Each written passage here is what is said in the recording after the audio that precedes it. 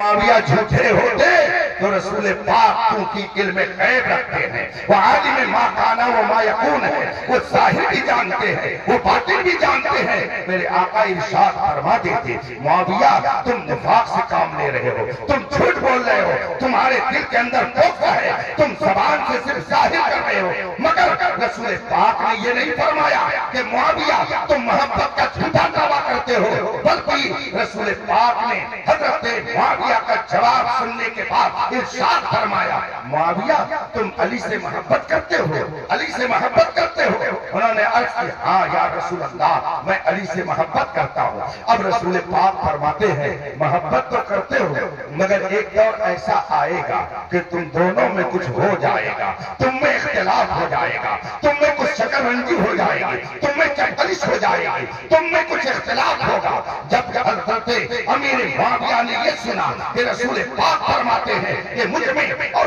علی میں اختلاف ہو جائے گا، حضرت معاویہ فوراً عرض کرتے ہیں یا رسول اللہ جب ہم میں اور ان میں اختلاف ہو جائے گا پھر اس کے بعد میں کیا ہوگا؟ اس کے بعد میں ہم کو کیا کرنا ہے؟ ہمارا کیا انجام ہوگا؟ ہمارے اور ان کے درمیان جب اختلاف ہو جائے گا تو پھر کیفیت کیا ہوگی؟ ہمارا انجام کیا ہوگا؟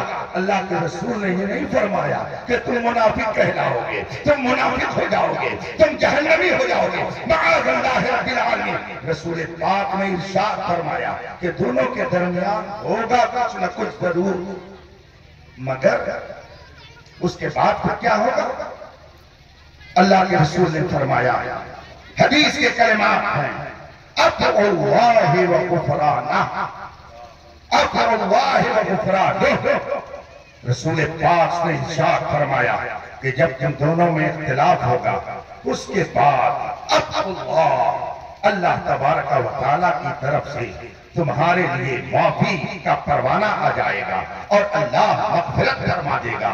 رسول پاک نے خود فرمایا اختلاف ہوگا اور رسول پاک ہی نے فرمایا کہ تم دونوں میں جب اختلاف ہوگا اور کچھ باتیں ہو جائیں گی تو اللہ تعالیٰ کی طرف سے تمہیں مغفرت کا پروانہ مل جائے گا، اللہ تمہیں معاف کر دے گا۔ جب خود رسول پاک فرماتے ہیں کہ رب تمہاری مغفرت فرما دے گا تو بتائیے آج کون امتی ہے کہ جو رسول پاک اس قول کی تردید کرے اور کہے معاویہ سے ہمارا کیا رشتہ؟ صحیح بات یہ ہے جس کا رسول سے رشتہ ٹوٹ جاتا ہے اسی کے صحابہ سے بھی رشتہ ٹوٹ جاتا ہے۔ نعرہ تکبیر، نعرہ رسالت، مسلک اعلیٰ حضرت، عظمت صحابہ کرام۔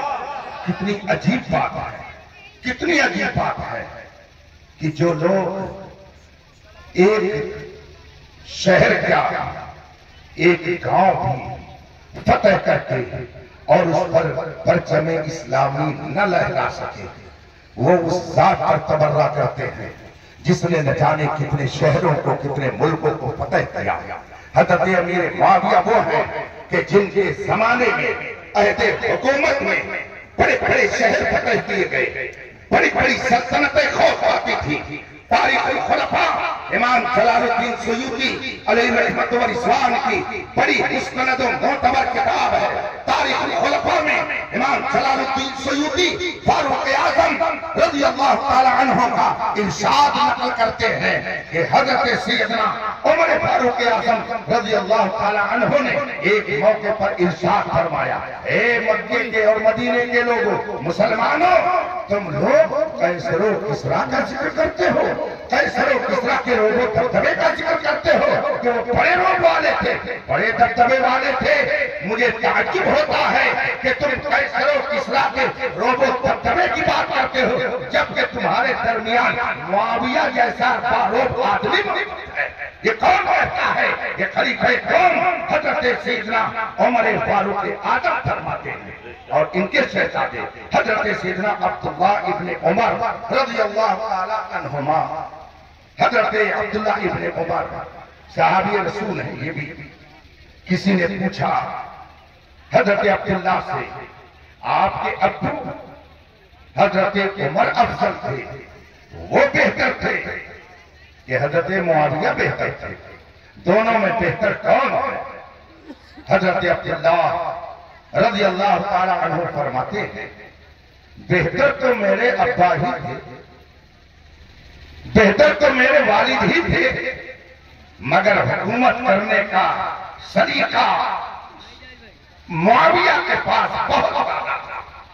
حضرت عبداللہ ابن عمر فرماتے اور مولا کائنات شیر خدا حضرت علی مرتضیٰ فرماتے ہیں کہ اگر تمہارے درمیان معاویہ نہیں رہیں گے تو تمہارے سر کٹ کٹ کر کے ایسے زمین پر گریں گے جیسے کہ حنظل درخت کے پھل ٹوٹ ٹوٹ کر کے زمین پر گرتے ہیں۔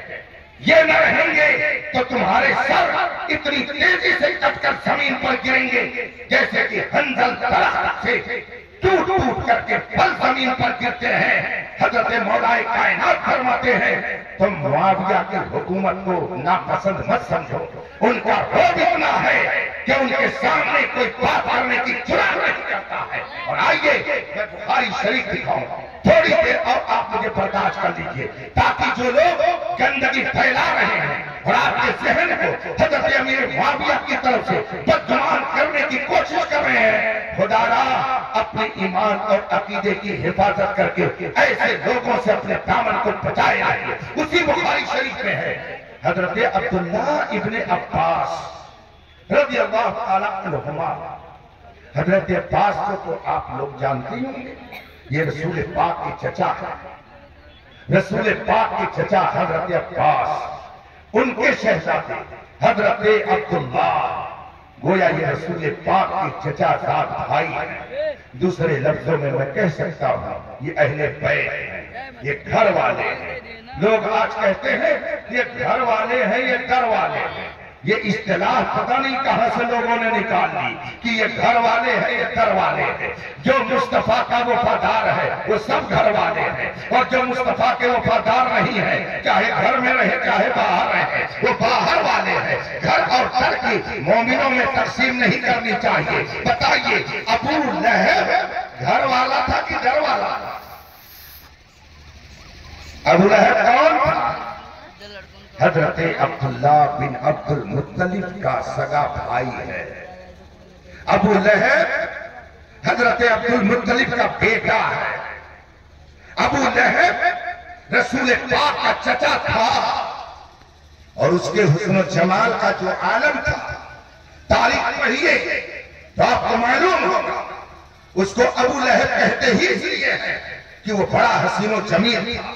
لہب کے معنی ہوتے ہیں آگ کا شعلہ، جس میں دھواں نہ پایا جائے، اس کو لہب کہا جاتا ہے عربی میں۔ ابو لہب کا مطلب ہوا شعلوں والا۔ اس کو ابو لہب کیوں کہتے ہیں؟ اس کا نام تو عبد العزہ تھا، اس کا لقب ابو لہب تھا۔ ابو لہب اس کو کیوں کہا جاتا ہے؟ تاریخ میں تفسیر میں یہ لکھا ہوا ہے چونکہ وہ بڑا